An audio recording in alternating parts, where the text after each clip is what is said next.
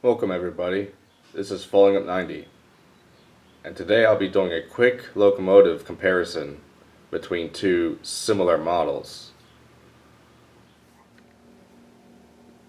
So the locomotives in comparison are obviously these Rivarossi Big Boys. They're both from the same era, both have RP25 flanges, both have the cab detail, both still made in Italy, and both do not need the tender to operate.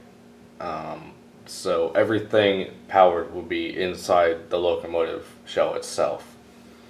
That being said, however, they perform a little bit different from each other. In the foreground would be the 4002. This is made up in the builder's photo scheme. It was really only applied to one side when it actually was painted like that. So to have the entire locomotive painted in this scheme is sort of a fantasy.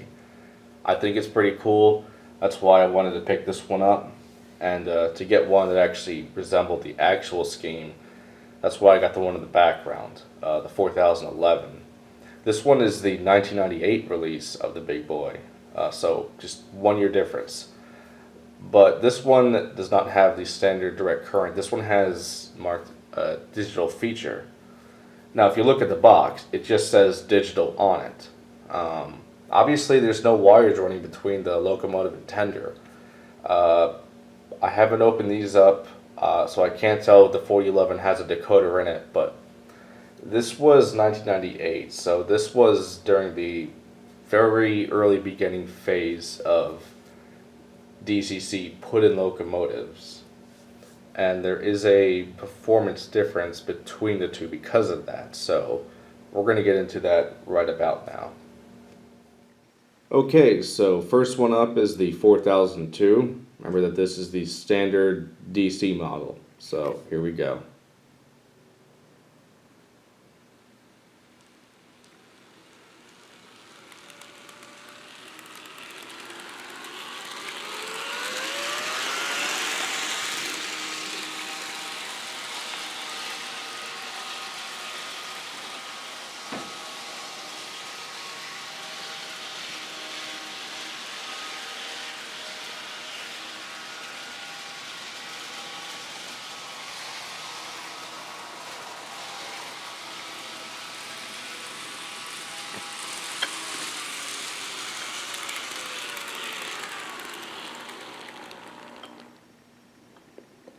Alright, we can tell that was fairly smooth. There was a little bit of motor noise, but this is the way it should be running.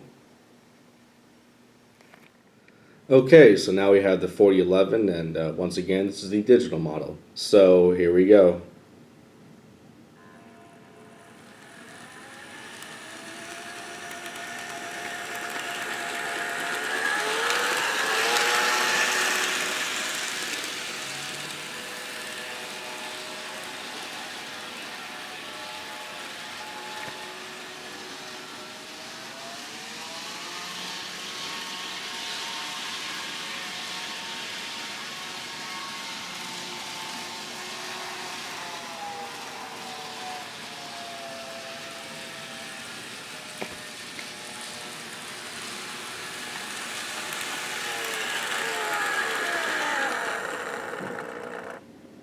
Okay, a successful run. One thing I like about the locomotive, cosmetically, is how offset the side rods are. One big difference, yeah, from the 4002. However, I do believe that the 4014 did have the side rods closer resembling 4002, but I definitely like the way that this looks. I think it's a lot better looking. Yeah, you'll notice that from this run, the motor was a little bit louder, and there was a delay in the startup. When I put the throttle up to 40, it didn't just start at 40. You heard the motor, and then you saw a quick momentum shift getting up to 40.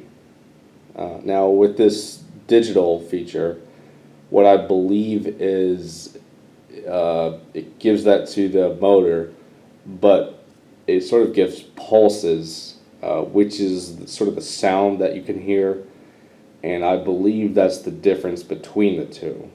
So I guess in the early phases of the digital in-model trains, it was a little bit louder, but it sort of had more semi-realistic startup like that. You know, it's kind of funny. Having these two locomotives next to each other, this is the first time I've noticed that the 4002 has numbers on the number board, while 4011's number boards are empty. Not sure why that is, especially since the 4002 is an older model. So in conclusion, these are both Rivarossi models from the late 90s when they were still made in Italy. Both have the RP25 flanges, the in-cab detail without the motor sticking in the back, and they both come in that big red box. But bear in mind there is a difference in performance and features. When you look at the listings of these, make sure that the box emphasizes whether or not it's digital, depending which one you want to get. I can't tell you what the price of these should be, but I've noticed a correlation between the digital model and having a higher price. These were made in the peak of the Italian-made Rivarossi models from the late 90s, early 2000s. They were expensive then, and they are still expensive to this day.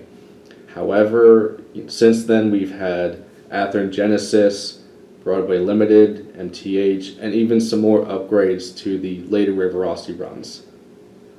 But I'm pretty happy with these. They run pretty well. They're in great shape, and as long as I take care of them, they're going to last as long as I want them to. And as we know, there's still big boys out there from the 70s that are still running today. So, Rivarossi, excellent brand, but they are not cheap. Anyway, thank you very much for watching. I'll see you next time.